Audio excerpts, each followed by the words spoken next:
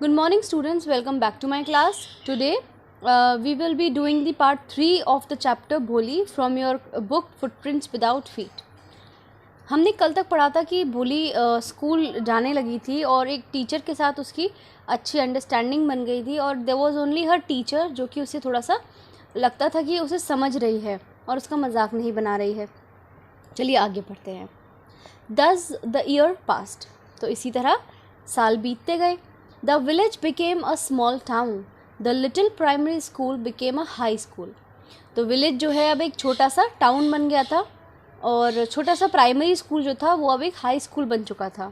Now there was a cinema under a tin shed and a cotton ginning milk.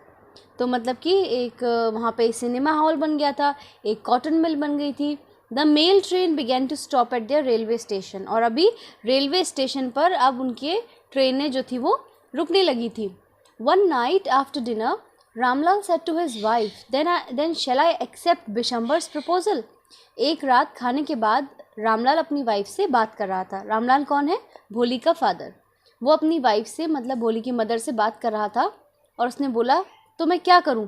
Bishambar का जो प्रस्ताव है उसे मैं स्वीकार करूं या नहीं करूं? Yes certainly his wife said. तो उसकी वाइफ ने कहा हाँ हाँ बिल्कुल करना चाहिए.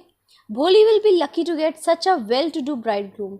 उसने बोला कि भोली जो है बहुत लकी होगी अगर उसे इतना अच्छा दूल्हा मिलेगा. A big shop, a house of his own and I hear a several thousand in the bank. उसने कहा एक बड़ी दुकान है, अपना मकान है और मैंने सुना है बैंक में थोड़े से कुछ हज़ार रुपए भी पड़े हुए हैं. More over he is not asking for any dowry. और ऊपर से वो कुछ दहेज भी नहीं मांग रहा है. तो ऐसा लड़का तो बहुत ढूंढे से मिलता है. तो भोली बहुत लकी होगी अगर वो ये शादी करेगी तो. That's right but he is not so young, you know, almost the same age as I am and also he limps. तो उसने बोला कि तुम ठीक बोल रही हो लेकिन वो यंग नहीं है, वो तो बूढ़ा है, मतलब लगभग मेरी एज का सही है, ठीक है ना. और उसमें कुछ डिफेक्ट भी है थोड़ा सा. Moreover the children from his first wife are quite grown up. और उसने बताया कि उसकी जो पहली वाइफ से जो उसके बच्चे हैं वो भी बहुत बड़े बड़े हैं, भोली के बराबर के ही हैं. मतलब कि जो आदमी वो देख रहे थे, जो लड़का उन्होंने भोली के लिए देखा था वो बहुत बड़ा था, उसकी फादर की एज का था. साथ साथ में उसकी पहली एक शादी हो चुकी थी और ये उसकी दूसरी शादी थी और उसके बहुत बड़े बड़े बच्चे भी थे. So what does it matter? His wife replied, 45 or 50? It is no great age for a man. तो उसकी वाइफ ने बोला हाँ तो इसमें क्या बड़ी बात है, 45 का हो 50 का हो, आदमियों के लिए उम्र कोई बड़ी चीज़ नहीं होती है. We are lucky that he is from another village and does not know about her pockmarks and lack of sense. तो उसने कहा वो तो अच्छी बात है कि ये जो लड़का है वो दूसरे गांव का है तो उसे भोली के चेचक के दागों के बारे में और उसका जो लैक ऑफ सेंस है उसके बारे में कुछ नहीं पता. मतलब कि भोली जो है वो कम समझती है चीज़ों को और ना समझ है वो, उसको ये सब नहीं पता है. If we don't accept this proposal she may remain unmarried all her life. और अगर हमने ये प्रपोजल एक्सेप्ट नहीं किया तो वो पूरी ज़िंदगी अनमैरिड ही रह जाएगी. Yes but I wonder what भोली विल से. तो उसके फादर ने बोला लेकिन मुझे पता नहीं क्या भोली क्या बोलेगी, मुझे तो समझ ही नहीं आ रहा है. What will that witless one से? शी इज़ लाइक अ डम काउ. तो उसने बोला कि वो बेवकूफ़ क्या बोलेगी, वो तो एक बिल्कुल गूंगी गाय की तरह है, वो कुछ नहीं बोलेगी. Maybe you are right muttered Ramlal. Ramlal ने कहा शायद तुम ठीक कह रही हो. In the other corner of the courtyard, Bholi lay awake on her cot, listening to her parents' whispered conversation. और आंगन के दूसरे छोर पे भोली लेटी हुई थी, जग रही थी और अपने माता पिता की बातों को, धीमी बातों को सुन रही थी. विस्पर्ड कॉन्वर्सेशन मतलब वो लोग बहुत धीरे धीरे बात करते फुसफुसा कर, लेकिन फिर भी उन्होंने सुन लिया, भोली ने सुन लिया. Bishambar Nath was a well to do grocer. Bishambar Nath जो था वो एक बहुत अच्छा खासा ग्रॉसर था. ग्रॉसर कौन होते हैं? ये जिनकी परचूनी की दुकान होती है वो ग्रॉसर्स होते हैं, ठीक है. अब ग्रॉसरी जो है, अब भी आज के टाइम में ग्रॉसरी थोड़ा सा मॉडर्न हो गई है और उसे हम डेली नीड्स कहने लगे हैं. लेकिन नॉर्मली जो हम देखते हैं गलियों में, शहरों में थोड़ी छोटी छोटी जो दुकानें होती हैं तो वो ग्रॉसरी शॉप्स होते हैं, ठीक है ना. He came with a big party of friends and relations with him for the wedding. वो बहुत अच्छी खासी बारात लेकर आया था अपने दोस्तों की और रिश्तेदारों की। A brass band playing a popular tune from an Indian film headed the procession.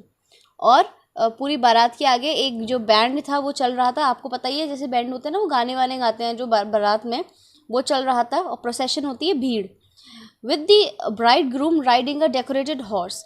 और एक बहुत ही डेकोरेटेड हॉर्स पे वो ब्राइड ग्रूम दूल्हा बैठा हुआ था।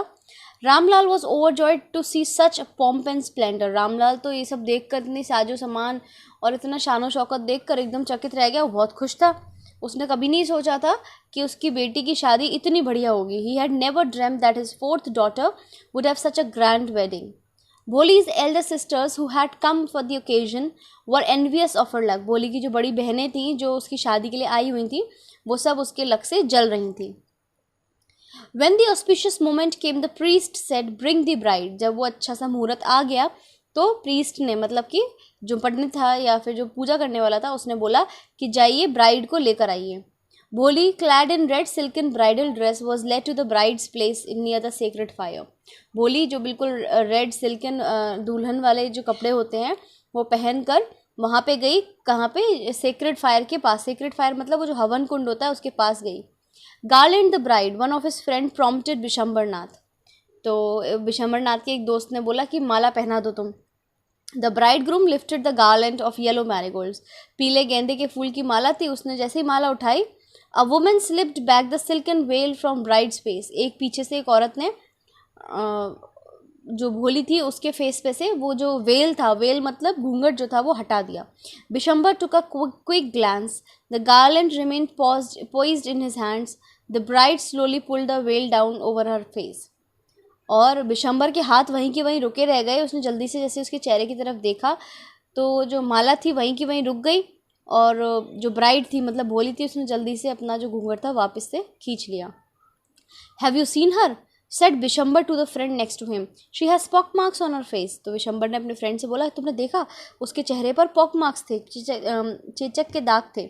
सो what, you are not young either. तो उसने बोला कि हाँ हाँ ठीक है ना, तो तुम कौन से जवान हो। Maybe, but if I am to marry her, her father must give me 5,000 rupees. तो बिशंबर ने कहा ठीक है जो भी है, लेकिन अगर मैं इसे शादी करूँगा तो तभी करूँगा जब इस लड़की का फादर मुझे 5,000 रुपये देगा। Ramlal went and placed his turban, his honor, at Bishambar's feet. Do not humiliate me so. Take 2,000 rupees. Ramlal बहुत परेशान हो गया। उसने जाके बिशंबर के पैरों में अपनी टर्बन, पगड़ी जो थी, अब उसका जो इज़्ज़त थी वो रख दी। और उसने कहा हमें इस तरीके से बेइज्जत मत करिए, आप 2,000 रुपये ले लीजिए। नो, 5,000 और we go back, keep your daughter. तो उसने बोला कि नहीं, 5,000 या फिर हम वापस जा रहे हैं, अपनी लड़की अपने पास रखो। Be a little considerate please, if you go back I can never show my face in the village, then out with 5,000। तो उसने बोला कि प्लीज़ थोड़ा सा देख लो, समझ लो, अगर आप चले गए तो मैं पूरे गांव में मुंह दिखाने लायक नहीं रहूँगा। तो उसने कहा ठीक है, तो फिर 5,000 रुपये निकालो। Tears streaming down his face, Ramlal went in, open the safe and counted the notes. He place the bundle at the bride grooms feet. बहुत ही रोते हुए वो गया अंदर और सेफ खोला उसने, अलमारी खोली, नोट काउंट किए और लाके ब्राइड ग्रूम की फीट पर रख दिए। बच्चों आज के लिए इतना ही। अगले पार्ट में अगली कड़ी पढ़ेंगे हम।